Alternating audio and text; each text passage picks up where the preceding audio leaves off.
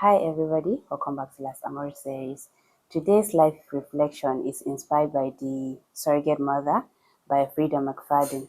If you check my review on this book, you'll know that it wasn't my favorite read. But here's the funny thing, even though the book and the characters had me rolling my eyes at times, it still managed to spark some really deep reflection about life, trust, and boundaries.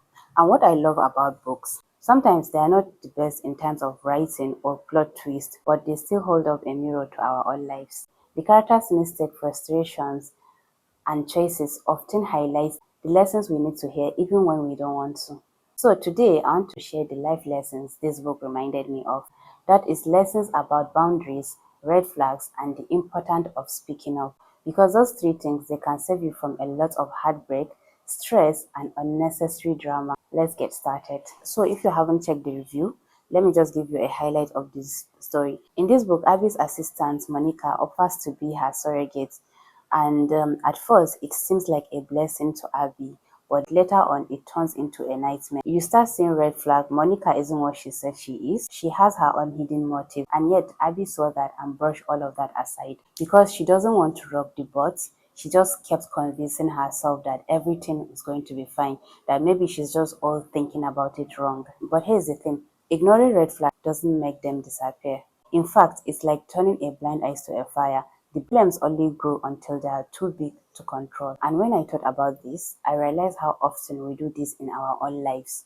Maybe it's a relationship where something feels off, but we tell ourselves, oh, it's probably nothing. Or also at work where situation feels unfair, but instead we decide to stay quiet. Or even in friendship where we excuse bad behaviors because we are trying to avoid conflicts.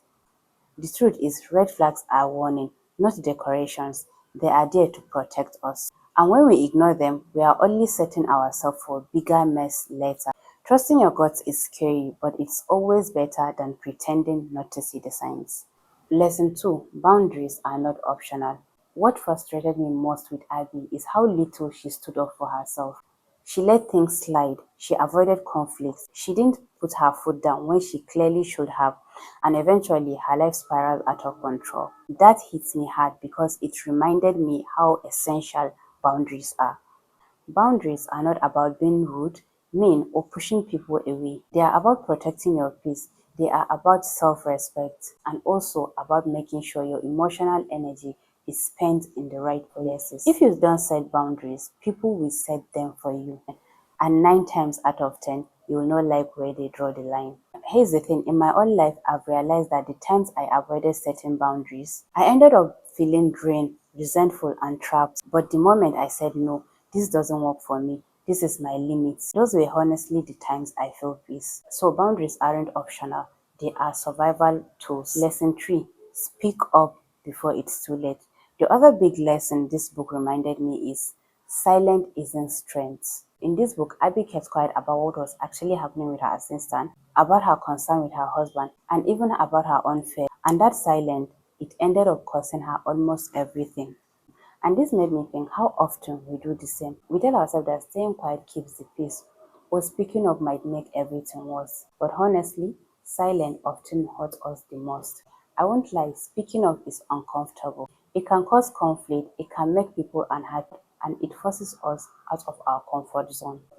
But staying silent when something needs to be said always leads to bigger problems down the road. Whether it's asking for clarity in a relationship, voicing your needs, or calling out behavior that is wrong, the discomfort in the moment is so much smaller than the pain of dealing with the consequences of the silent later. So even though The Surrogate Mother wasn't one of my favorite, it left me with 3 reminders that I think we need time to time. 1. Don't ignore the red flags. 2. Boundaries are not optional. And 3. Speak up before it's too late. These 3 things might feel uncomfortable at the moment, but they will save you from nightmare you don't need to live through. Now, I would love to hear from you. Have you ignored red flag and regretted it later? Or maybe set a boundaries that completely change your life for better? Drop your thoughts below. I would love to hear them. And if you enjoy books, inspired life reflection, don't forget to subscribe to Last Amor Diaries and also hit the bell icon so you don't miss on my next one. Stay inspired, stay curious. Until next time.